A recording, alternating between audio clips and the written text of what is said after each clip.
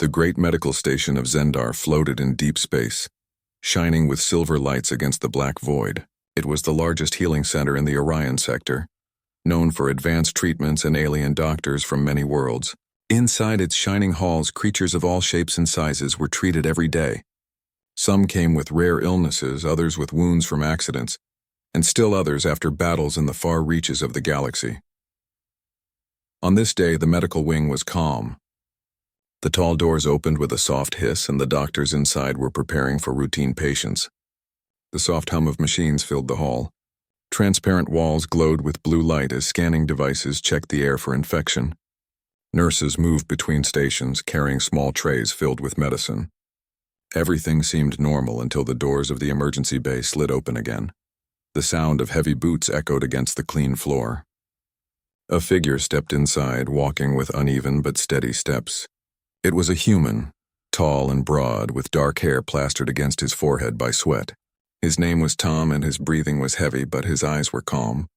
As soon as he entered, the automated scanners swept over his body. The results flashed across the main display screen in bright red. The doctors stopped. The nurses froze. The monitors screamed with warning signs. The scan showed 17 fractures across the man's body. His ribs were cracked, his left arm broken in 2 places, and his right leg had deep hairline splits. His internal organs were bruised, and yet he was still walking upright. The alien doctors stared in silence, their eyes wide with disbelief. For the insectoid healer Relin, the sight was almost impossible. In his species, even a single broken bone was enough to send one into a coma. He buzzed his mandibles in shock and turned to the others. 17 fractures, he whispered. How is he standing? The other doctors from different species exchanged looks. A tall avian with feathers of silver stepped closer to the display. Her name was Vera, and she specialized in trauma cases. She tapped the screen again, certain the machine had made a mistake. The scans repeated, and the result was the same. 17 broken bones, severe trauma, patient still mobile. Tom looked at the group of staring doctors and frowned slightly. Is something wrong with your machine? He asked. His voice was calm, though his breathing was uneven. Dr. Relan stepped forward cautiously, his many legs clicking on the floor. You should not be walking, he said slowly. According to these readings, you should be unconscious. Your body should not be able to bear this damage. Tom gave a short shrug. I needed to get checked. Couldn't wait for someone to carry me. He lowered himself onto a nearby bench, moving carefully but without collapsing. Every motion looked painful, yet his expression remained steady. The aliens were horrified. The nurses whispered among themselves. One of them, a scaled reptilian, muttered, He should be screaming. He should be crying. How can he act as if it is nothing? Dr. Vera raised a feathered wing for silence. She approached Tom slowly, holding a small scanner. Human, you have sustained massive internal damage, she said. How did this happen? Tom took a slow breath before answering. A corridor collapsed while I was repairing the supports. Some heavy beams came down. I got caught under them but managed to crawl out. He glanced at the glowing machines around him. Wasn't far from here. Figured I'd better let you take a look. The simple way he explained it stunned the staff even more.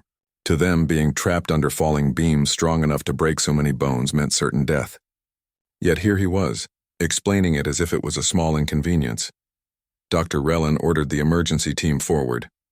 They tried to bring a hover stretcher, but Tom waved it away. No need, he said. I walked in, I can sit through this. The aliens looked at each other again, unsure how to proceed. Finally, Vera insisted, Please allow us to support you. Your body is in danger of collapse. Reluctantly, Tom agreed to sit on the examination table. The machines came alive, scanning his skeleton in detail. The images filled the main wall, showing bright lines where the breaks were. The staff gasped again as they counted each fracture. 17, whispered one. It is true. How is he not collapsed? The machines measured his heart and lungs. His pulse was steady, though strained. His oxygen levels dipped slightly but held strong. The doctors exchanged uncertain looks. In their medical schools, they had been taught that humans were fragile compared to other species. Now, seeing this case, they realized their training might have been wrong. Tom leaned back against the scanner's support frame, sweat dripping down his face. His jaw clenched briefly when the machine pressed against his broken ribs, but he gave no cry. He sat there, silent and calm, while the doctors surrounded him, Relin finally turned to the group. We must study this. If humans can endure this much damage, then our understanding of their biology is incomplete. But Vera, watching Tom's calm face, shook her head. It is not only the body, it is something more. Look at him. He does not surrender to pain. The staff fell into silence again. For them, pain was a command that the body could not ignore. Yet this human seemed to resist it by choice. Tom finally looked at the group. Can you fix me up, or are you just going to stand there staring? His tone carried no anger, only quiet determination. The words broke the silence. Relin hurried forward, calling for bone stabilizers and healing fields. The nurses moved quickly, preparing splints and energy wraps. As they worked, they kept glancing at Tom, still unable to believe he had walked into the station on his own. The news of the case spread quickly through the medical station. Other doctors left their work to peer into the emergency bay.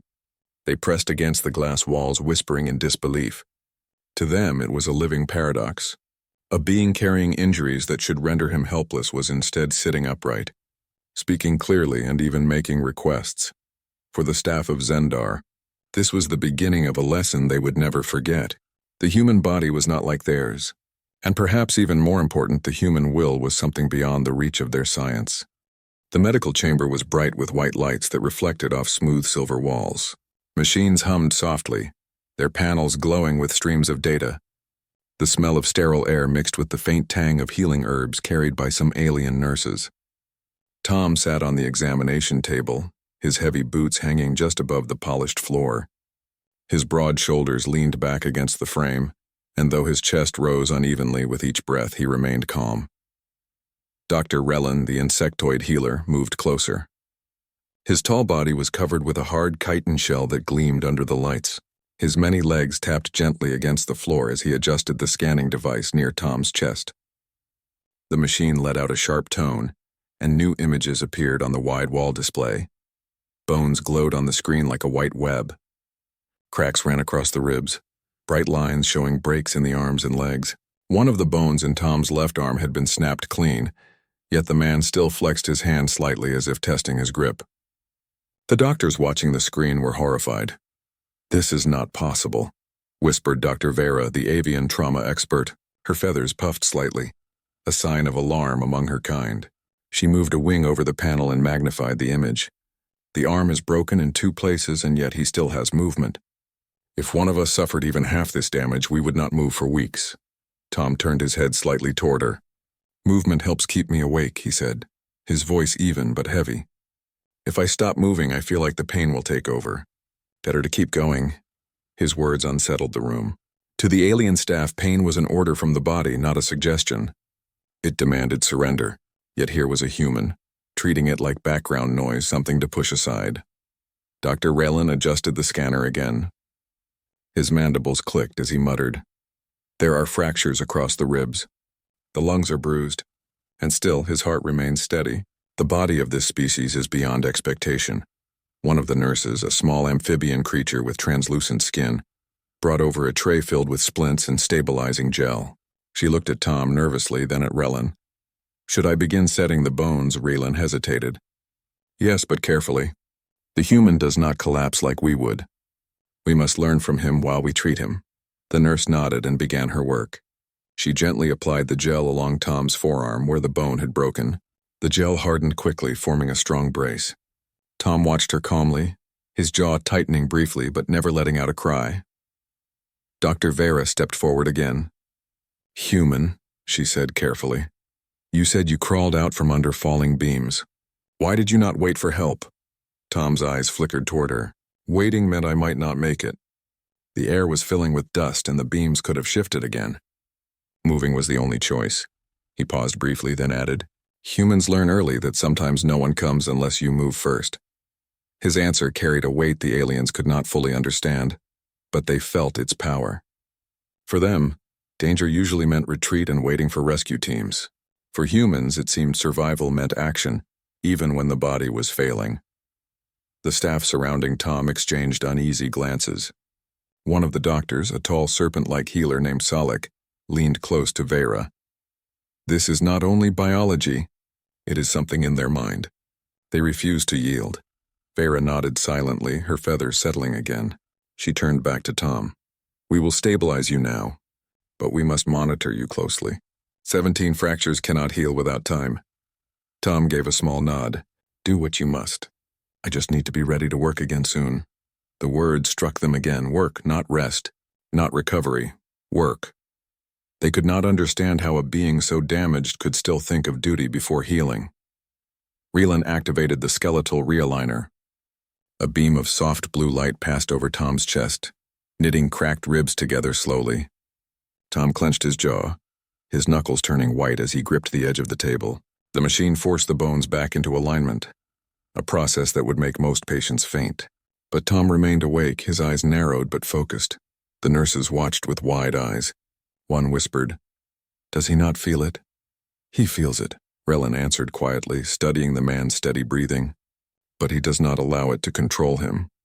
After nearly an hour, the major fractures were stabilized with energy wraps and hardened splints.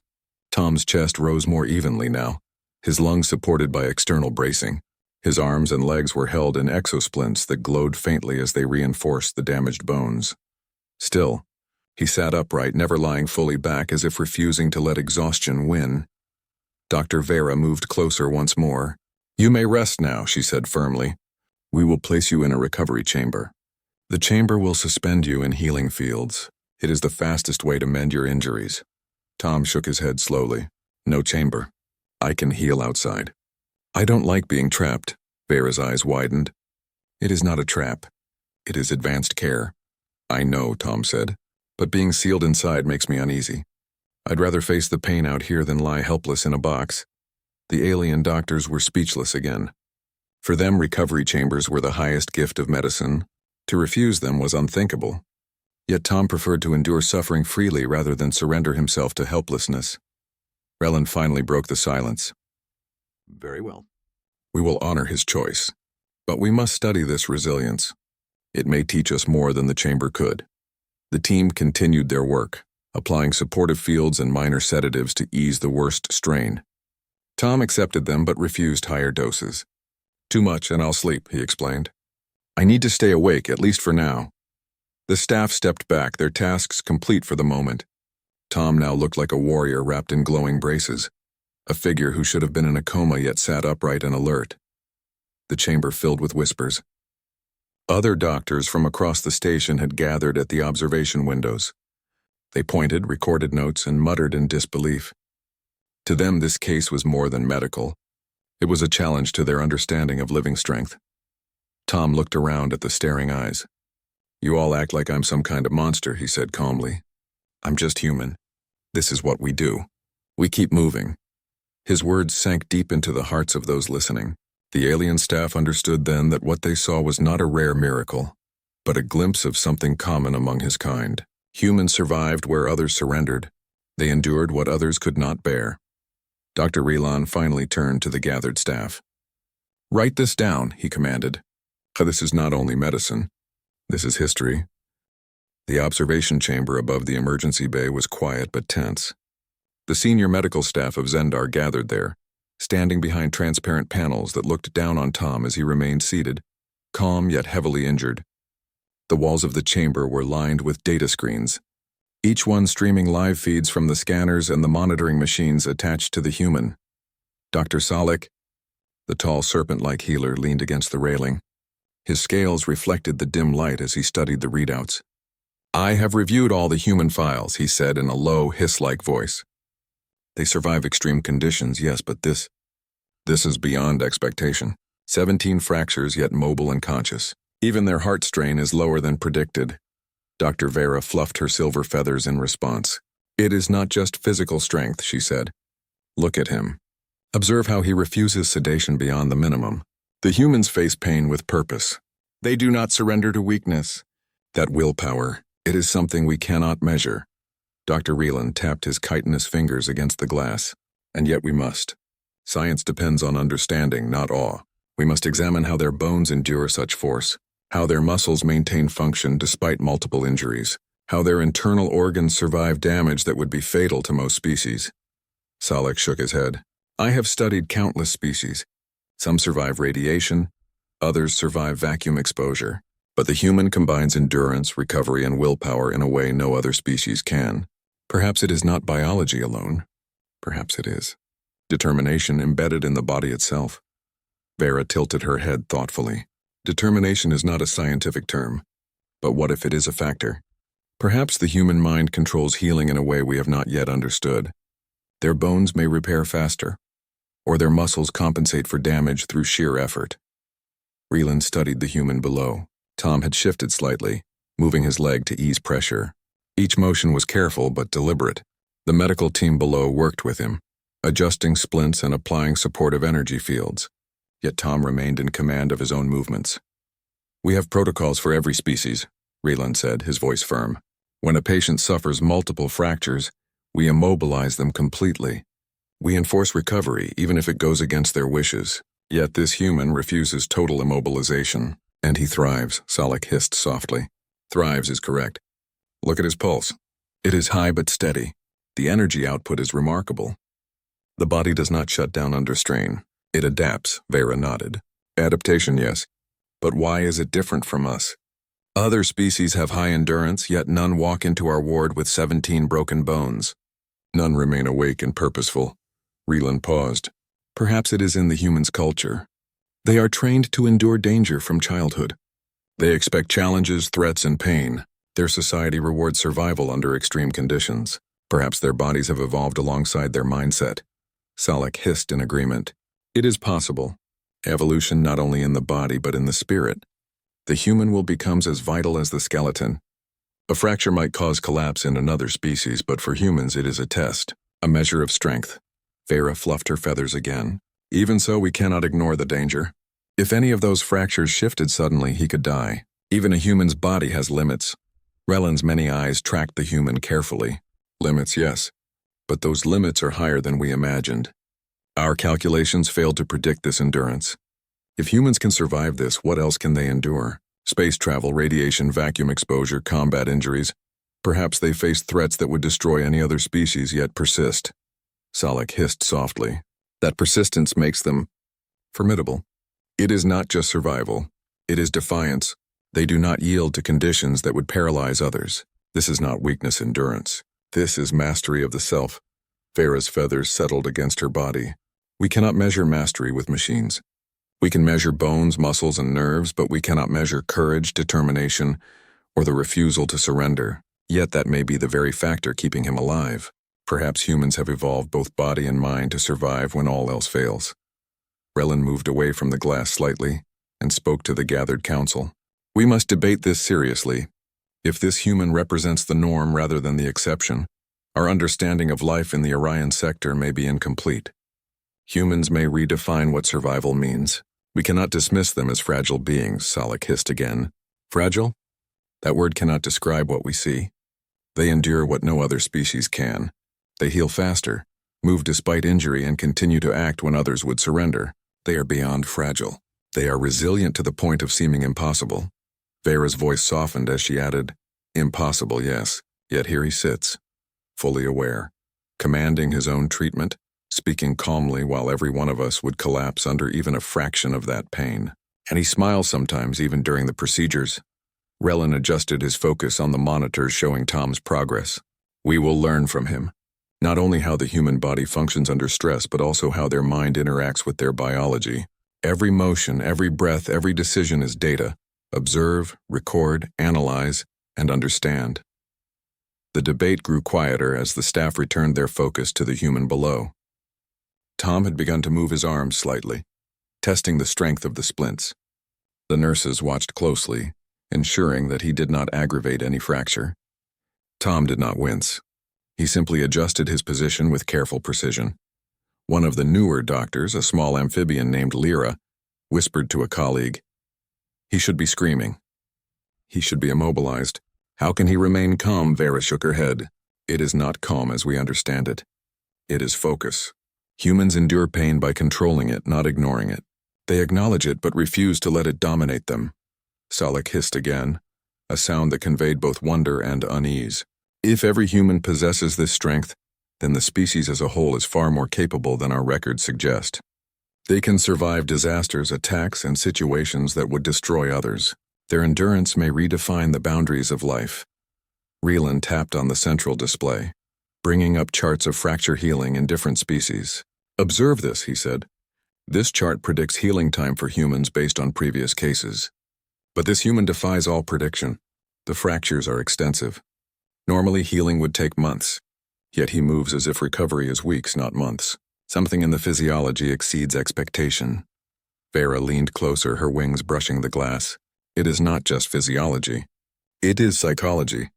Every human seems to carry this force of will, this refusal to surrender. We can treat the body, but the mind drives endurance.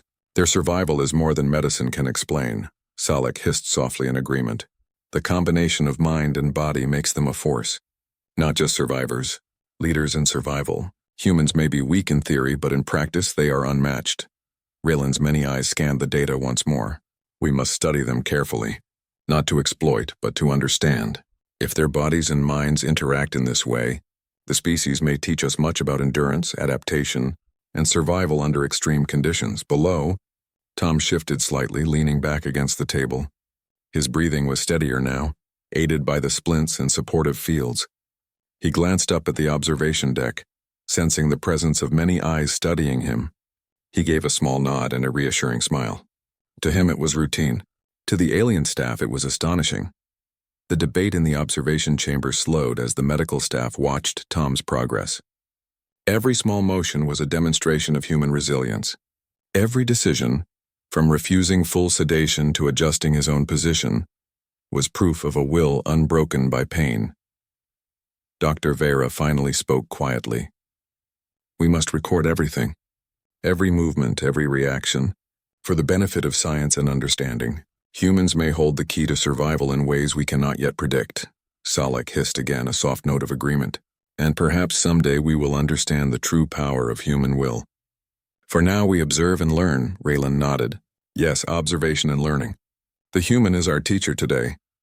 As the chamber quieted, all eyes remained fixed on Tom below. The human continued his calm endurance, adjusting his position and preparing for the next steps of treatment. The alien doctors and observers realized that they were witnessing something extraordinary, something that would change their understanding of biology, resilience, and the limits of life itself. In the quiet of the observation deck, the debate ended not with answers but with recognition. Humans were unlike any other species in the Orion sector. They survived what others could not.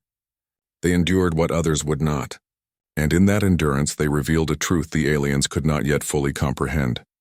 The human will was a force as tangible and powerful as the body itself.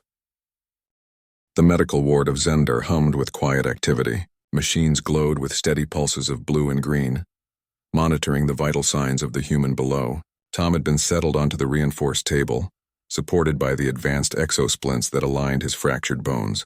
Though the injuries were severe, his body remained remarkably stable, as if it were learning to adapt with every breath and movement.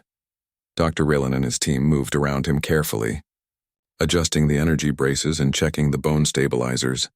The human had refused full sedation, so each motion, each shift was a delicate negotiation between the patient and the machines. Yet Tom remained calm. His face showed strain but not panic. His dark eyes scanned the room, noting every adjustment. He was aware of every motion, yet he trusted the aliens to help him heal. Vera, the avian trauma specialist, leaned closer to observe. "It is astonishing," she said softly, more to herself than to anyone else. "Even with 17 fractures, he moves with intention, not carelessness. He respects his injuries, yet he does not yield to them." Raylan nodded, adjusting the skeletal aligner. "It is not just physical. This human's mind drives recovery as much as his body. He accepts pain but refuses to be dominated by it. His will guides his muscles, compensates for fractures, and keeps him functioning." Tom shifted slightly to allow a nurse to apply a brace to his left leg. A faint ache ran through the damaged bones, but he did not cry out. He clenched his fists around the edges of the table and exhaled slowly. "Better to feel it and keep moving than to let it paralyze you," he said quietly. The alien staff exchanged astonished looks. For them, pain dictated every motion. Injury meant rest, immobilization, and recovery. Yet here was a human defying every rule, treating agony as a challenge rather than a limit. Salak, the serpent-like healer, hissed softly. "It is extraordinary. No other species demonstrates this capacity. He endures deliberate trauma without the body collapsing under stress. His systems are beyond prediction. Vera studied Tom's posture. Observed the spine. Minor shifts in bone alignment do not cause collapse. Muscles compensate. Tendons adjust. Energy fields support. But he is actively participating in his own stabilization. Rieland recorded the readings carefully. Every motion, every strain, every pulse is data. We must study it. Humans may reveal methods of recovery we have never seen, not only for medicine but for survival under extreme conditions. As the healing progressed, Tom began to speak with the staff. "Adjust the brace a little higher," he said, pointing to his right arm. "It is tight, but I can feel pressure in the wrong place." The nurse complied, adjusting the exosplint. Tom's movements were deliberate and careful, yet they required strength. Each adjustment tested his fractured bones. The alien staff watched in awe as he tolerated what would normally be unbearable. Dr. Vera stepped back and whispered, "He is teaching us something beyond medicine. Pain is not weakness. Endurance is not passive. Humans actively manage their bodies to survive, and their minds guide the process." Rieland nodded slowly.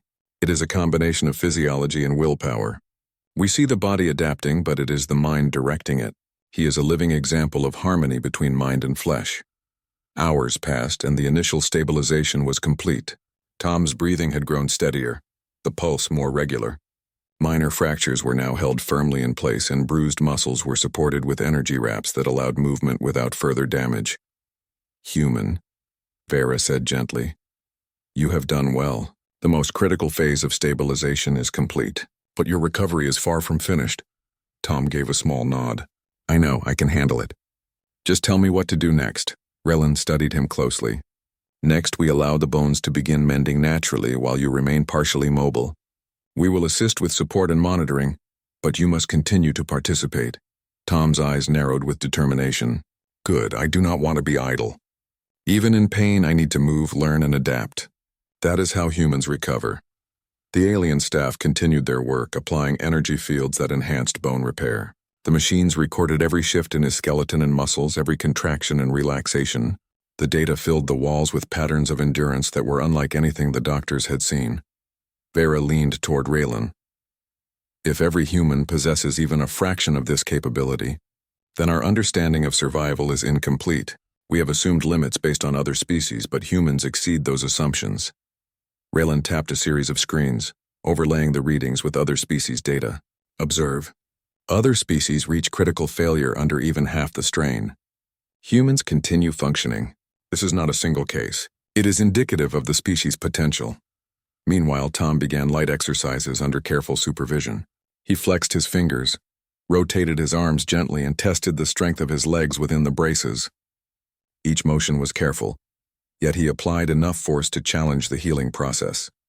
One nurse whispered in amazement, "He is controlling the recovery, not being controlled by it." "How is this possible?" Vera nodded silently. "It is possible because he chooses to endure. Humans train themselves to face pain and continue functioning. They do not surrender to the body's limits. That is what makes them unique." The observation deck above remained filled with staff recording every moment.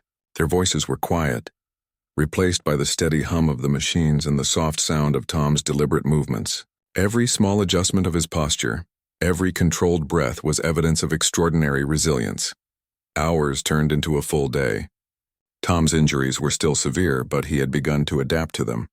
His body responded to the energy fields and braces with remarkable efficiency. Where most patients would have required constant monitoring and sedation, he remained alert, participative, and in control. Salek hissed softly to Vera. "We have witnessed endurance beyond prediction. Humans are not simply survivors. They are masters of their own bodies. Pain does not defeat them. It strengthens them," Vera added. "And it is not brute strength. Observe how he adjusts his motions, minimizes stress on fractures, and uses his mind to guide recovery. It is intelligence combined with endurance." Rieland's eyes, reflecting the blue glow of the monitors, studied every detail.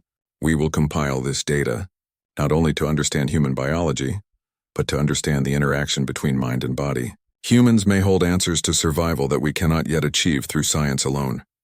Tom finally leaned back against the support frame, his body still taut with controlled strength. Is it done for now? He asked quietly. Vera approached and shook her head. No, recovery continues for many days. But the critical phase is complete. You have endured more than any patient in our history. Tom nodded, his dark eyes scanning the room. Good, then I will continue. I know what I can handle. I have survived worse before. Relin studied him closely. Survival is not simply tolerance. It is the deliberate control of your body to exceed its limits. You are a living example of human resilience. We must learn everything we can from you. The day ended with Tom resting in a supported position. Though his injuries were extensive, he remained awake and aware. Every motion he made was calculated, every adjustment deliberate. He had survived the initial trauma and stabilized his condition under extreme pain, yet he refused to surrender or rely entirely on the machines. As the ward lights dimmed for the night cycle, the alien staff remained in quiet observation. They had witnessed endurance that challenged their understanding of life itself. Humans were not fragile. They were capable of enduring what no other species could. Their strength was not only in their bones, muscles, or organs, but in the force of will that guided every action. Dr. Vera whispered softly, "They are extraordinary. Not just the body, but the mind. Every human carries the capacity to endure what we cannot. We must study them carefully with respect." Solek hissed in agreement. Yes, respect and recognition. They are not weak. They are something far beyond. We have much to learn from them. Relin looked at Tom one final time before leaving for the night. The human lay supported by braces and energy fields, breathing steadily, eyes open and alert. In that quiet moment, the alien doctor realized that this was not merely a patient. It was a teacher, a demonstration of what life could endure, what willpower could accomplish, and what survival truly meant. And in that ward, on the far reaches of Zendar Station, the aliens understood that humanity was unlike anything they had known. The human body and mind together could survive, adapt, and endure. It was not merely biology. It was courage, determination, and mastery over self. They had begun the study, but even as machines recorded every detail, the aliens knew they had only glimpsed the beginning of human potential. The hospital was calm again. The alarms that had once screamed across the metal walls had gone silent. For the first time in hours, the great floating station above the blue star rested in peace. Alien doctors moved quietly from room to room, checking patients, organizing supplies, and repairing machines that had been pushed beyond their limits during the crisis. In one chamber, the brightest doctors gathered. Their minds were still unsettled, not because of the reactor emergency, but because of the strange patient who had walked into their lives. That patient was the human soldier named Mark. He sat on a metal bed, his body covered with bandages and healing patches. Machines beeped gently beside him, showing steady signs of health. His bones were still broken in many places, but the repairs were holding. Any other being would have been unconscious or begging for relief.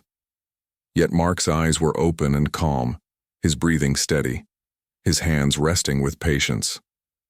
Dr. Varrak, the tall insectoid who led the hospital's staff, stood across from him. Varrak's black eyes blinked in thought as he studied the human. The other doctors waited behind, their wings, tails, and frills shifting nervously. They were afraid to speak first because all of them carried the same memory. The moment Mark had stood up during the reactor emergency, his body weak but his spirit unbroken, and helped save their station from destruction. Varrak finally broke the silence. His voice clicked with careful words. Human Mark, you were in no condition to rise. Your body was still damaged. 17 fractures, torn muscle, internal bleeding. And yet you walked. You worked. You carried weight as if you were whole. Why? Mark gave a small smile, the kind of smile that looked soft but carried strength behind it. His voice was quiet, yet it filled the chamber. Because it had to be done. The station needed hands, and mine still worked. Bones break, but will does not. The aliens exchanged uneasy glances. None of them could understand how such words could be spoken with honesty. Dr. Selene, a reptilian healer with scales that shimmered silver, leaned forward. Your pain levels should have been unbearable. No sedative had been given. How could you move without collapse? Mark thought for a moment, then answered in simple truth. On Earth, pain is not the end. Many times we face it, but we learn to push past it. We do not always win, but we try again. Sometimes the only way to live is to endure. The words struck the aliens harder than any lecture. They were healers, trained to erase pain at once, to protect life from suffering. The idea of standing tall while broken felt impossible, and yet they had seen it with their own eyes. Verak stepped closer. His long arms folded behind his back as he studied Mark with respect. You are not like other species we have treated. When others break, they remain broken until we mend them. But you, human, are different. You stand before healing is complete. You act before strength is returned. Do all humans do this? Mark laughed softly, shaking his head. Not all, but many try. It is part of us. We are not the strongest, not the fastest, not the smartest. But when everything falls apart, we hold on. That is what makes us human. The doctors fell silent again. They remembered the image of Mark carrying heavy tools with broken arms, working beside them in the heat of the crisis. They remembered how his presence gave them courage, how their fear melted when they saw him refuse to fall. Dr. Selin whispered, almost in awe. Perhaps this is why humans travel so far among the stars. Perhaps this is why your kind spreads across worlds where others would not survive. Mark nodded. His eyes looked far away, as if he saw Earth in his mind. On my home world, we learned long ago that nothing is safe forever. Storms come, mountains fall, rivers rise, but we keep moving forward. Out here in the stars, it is the same. We know the universe is dangerous, but we step into it anyway. Because if we fall, we rise again.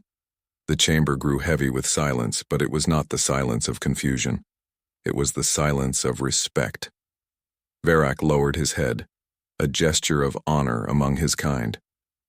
Human Mark, today you have shown us something greater than any medicine. You have shown us the strength of spirit. Our tools mend bones. Our machines heal flesh. But we could not have faced the reactor without your will. For that, we thank you. Mark's smile widened, but it was humble. You do not need to thank me. I only did what anyone should do when danger comes. You saved lives too. We worked together. That is what matters. The aliens exchanged glances again, but this time there was no fear in their eyes. There was pride, and there was wonder. They began to see humanity not as fragile, but as something far greater. The days that followed, over the next few days, the hospital staff visited Mark often. They asked questions not about his injuries, but about his people. Mark told them stories of Earth, of explorers who crossed oceans with no map, of climbers who reached peaks despite storms, of workers who rebuilt cities after disasters. Each story made the aliens pause and reflect. Many of them had believed humans were reckless, fragile creatures that stumbled into danger. But as they listened, they realized the truth was different. Humans did not seek danger for fun. They faced it because they had no choice but to overcome. One young alien doctor, a small bird-like healer named Pyrrha, asked, "Does it not frighten you? To live in a galaxy so full of danger, knowing that pain and loss may come at any time?" Mark's reply was gentle but firm. "Of course it frightens us. We are not without fear, but courage is not the absence of fear. It is walking forward even when fear is heavy. That is why we keep moving." The lesson sank deep into the hearts of the alien staff. A new understanding. When Mark was finally cleared to leave the hospital, the staff gathered once more in the central chamber. They wanted to send him off with honor. Some offered gifts, others offered words of thanks. But Verak, as the leader, gave the final speech. His voice rang across the chamber with strength. "Human Mark, when you first entered this hospital, we looked at you with horror. We believed your broken body was a sign of weakness.